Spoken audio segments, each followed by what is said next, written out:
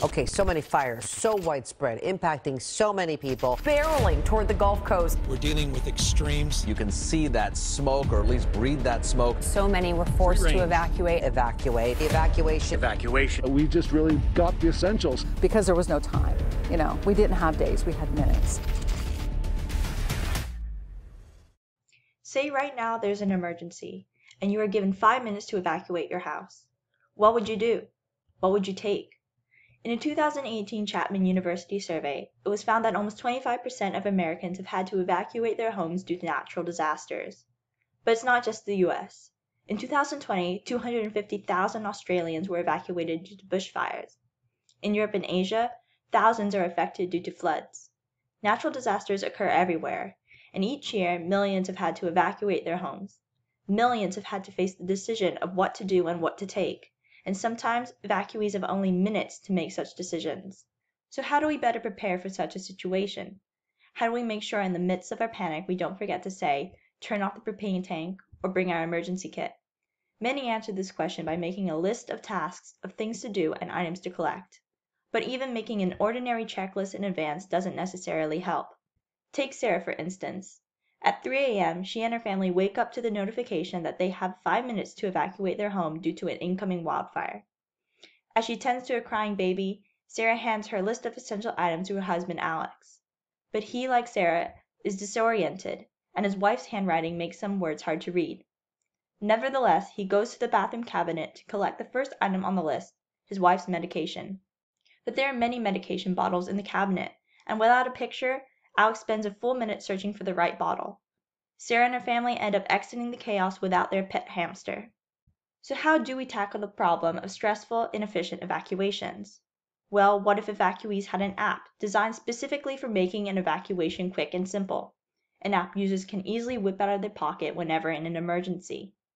Enter EvacAssist, a minimalistic app tailored to help users evacuate their residences efficiently. So how does EvacAssist do this? The answer is in two ways. One is by providing a personalizable list of essential items or tasks that users want to remember during an evacuation. Users can add comments, a room location, and annotated images to better find and identify each item. Such a feature could help people unfamiliar with the user's house or list help out. The user can order the list by room location, so users don't have to go back and forth between rooms as they read down the list, optimizing evacuation efficiency. The list also is stored locally on the user's phone and doesn't require internet connection to access. The second way is by allowing users to put their list to use. By clicking a toggle button, the app can be switched into evacuation mode. In this mode, the user is timed to collect each item or do each task on their list, and they can keep track of what is addressed and what is not. Such a feature allows users to conduct practice evacuations and experiment with the content of their list to better prepare themselves for the most efficient evacuation. And of course, evacuation mode can also be used if the user is ever in a real evacuation.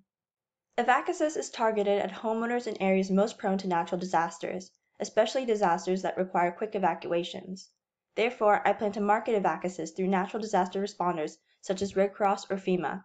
I also plan to access a larger audience by extending the app's platforms from iOS to Android.